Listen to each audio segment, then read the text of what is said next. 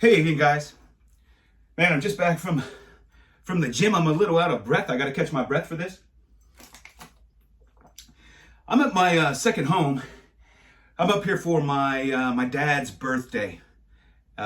Man, at my age, I'm so lucky to still have my parents, and they live right down the road from here.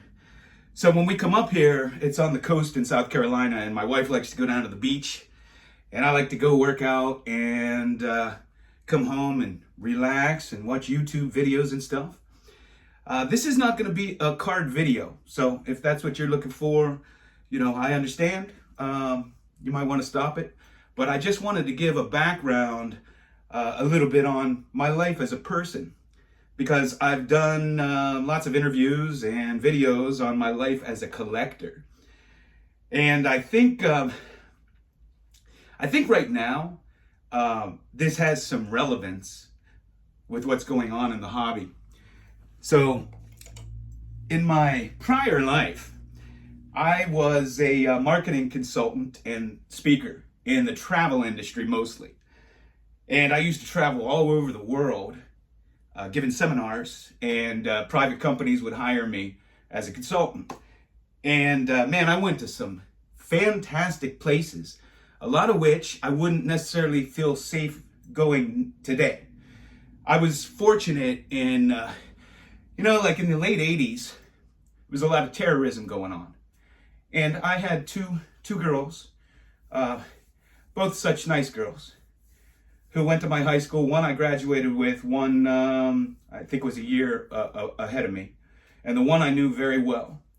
And they were on that flight over Lockerbie, Scotland that got bombed, and we lost them.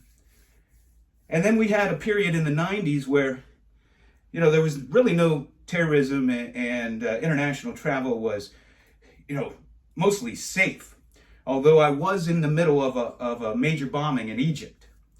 It happened, I think, 2 blocks from where I was staying.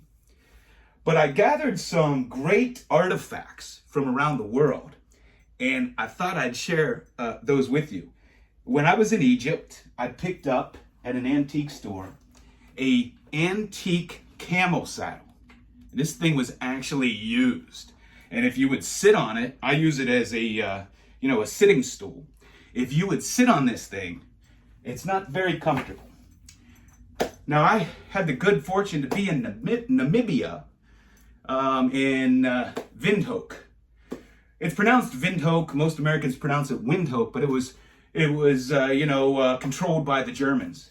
And I was there long before Brad and Angelina and Madonna started adopting their kids from there. It was really just starting to come up.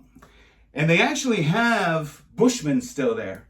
And you'll see them in the grocery stores and stuff, like the natives. And I got a antique bow and arrow and satchel. And this was actually used to hunt. Such an amazing piece. Then I was over in Cotonou, Benin.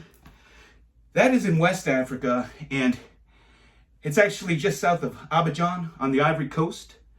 And most Americans don't know this, but it's where the slave trade began. It was started by the Portuguese, taken over by the British or English, and then, of course, the Americans when the British came over here. And man, there's only 2 places I ever stood in my lifetime where I stood and got chills. One was there, and the other one was at the Great Pyramids.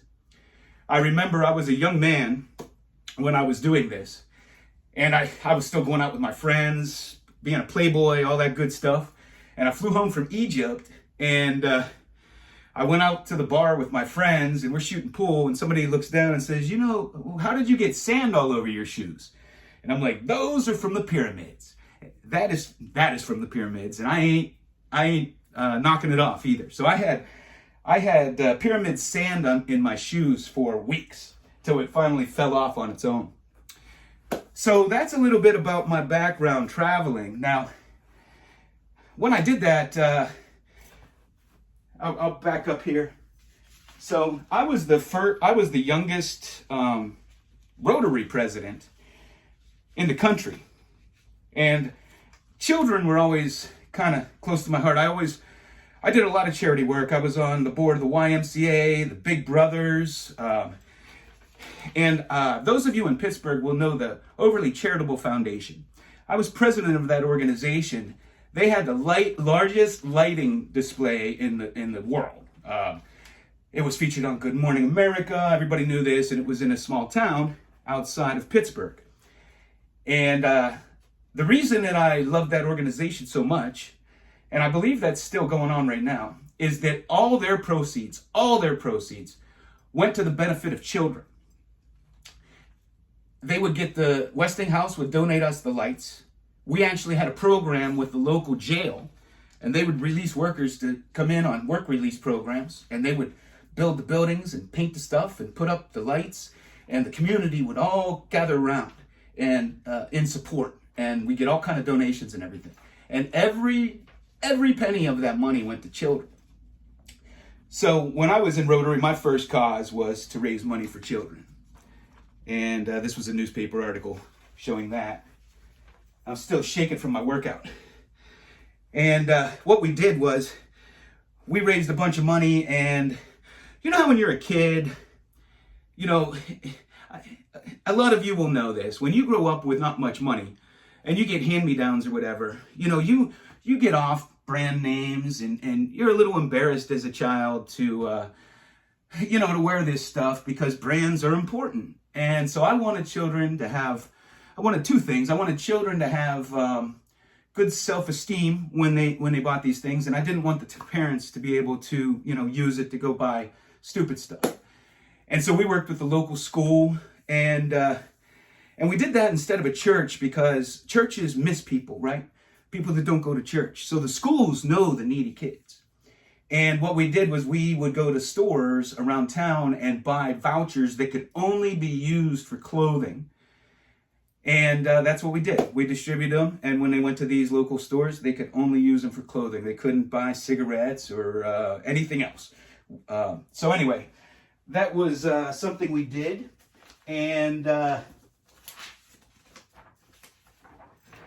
when I was young, I was actually featured as one of the 100 rising stars in the travel industry under the age of 30.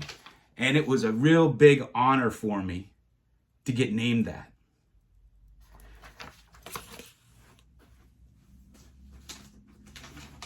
I used to write marketing articles for magazines. I was credited for doing the first infomercial in the travel industry. And an early adopter of a website, very early.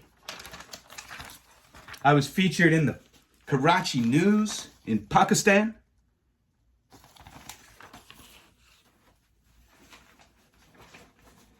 And I got a lot of press back in the day. And I got way more. But my point to all of this is, I know marketing. I was a marketing consultant. Selling information is a big business. When you go on and you see these infomercials selling you how to become a millionaire overnight and quit your job in real estate, I'm willing to bet they make more money selling you that idea than they did in real estate. You don't see Warren Buffett doing infomercials telling you how to invest in stocks. It is a multi-billion-dollar business to sell people information. And this has been going on for decades, so it shouldn't be anything new. But when you go on and see these infomercials, and some dude in his basement invented a laser hat that'll grow your hair back, or he put together the perfect collagen, or no scientist on this earth could cure your prostate, but some dude in his basement can. I mean, come on, wake up. Why would somebody who's a billionaire spend all his time making videos and telling you how to do it and trying to raise income from it? Ask yourself that. Seriously. Why is that even worth his time? Doesn't he have more time? Wouldn't it be better spent if he's making all this money in his businesses? A lot of these guys that are telling you what to do have 1 or 2 years experience. Nietzsche said, one cannot fly into flying. Think about that. That means you can't just fly, right? You got to learn to fly, baby steps. Ain't no expert on the planet's only been doing something for 1 or 2 years. I can assure you of that. So I just want to tell you to be careful out there. I've been challenging people who have been making nasty comments to me. How much money do you make from listening to these guys? How much? Show us. If I'm wrong, I'll be the first to tell you. You're making a killing listening to these guys. I'm 100% wrong. And I will be the first to congratulate you. There is a place for everyone in this hobby. Everyone, right? But some of these guys, doesn't mean we have to like it. You know, Congress, if we think to politics for a second, they have the ability and the legal authority to raise our taxes. Doesn't mean we have to like it. And here's the best part. When a new regime comes in, a new Congress comes in, they also have the right and the legal ability to overturn that. So when things go too far in one direction, people stand up. You know, when they finally have had enough, when they finally have enough, things start to go in the other direction. And so that's a little bit about my old background. And then, man, I was lucky enough to get into the wireless telecom industry in the earlier days. And let me tell you, there weren't a whole lot of people that did that back in the day, and it was very lucrative. And I took like an early retirement. And I decided there was a young girl who needed a place to live, and she wanted me to help her become a dentist. And so I basically was Mr. Mom for many years. And I made her lunches, and I took her to school, and I picked her up, and I taught her tennis, and I took her to tennis classes, or tennis matches, and I go root her on. And I'm proud to say that she just got her white jacket, her white coat in dental school. And let me tell you something. You want to be a man? Help a child. Do something like that. Flashing around in a Tesla, and you probably don't even take care of your own kids. Many don't. Many don't. Go help a child. You want to be a man. That's how you be a man. That's how you be a good person. I can assure you, us collectors with 1 or 2,000 or 500 subs, that's not why we do this.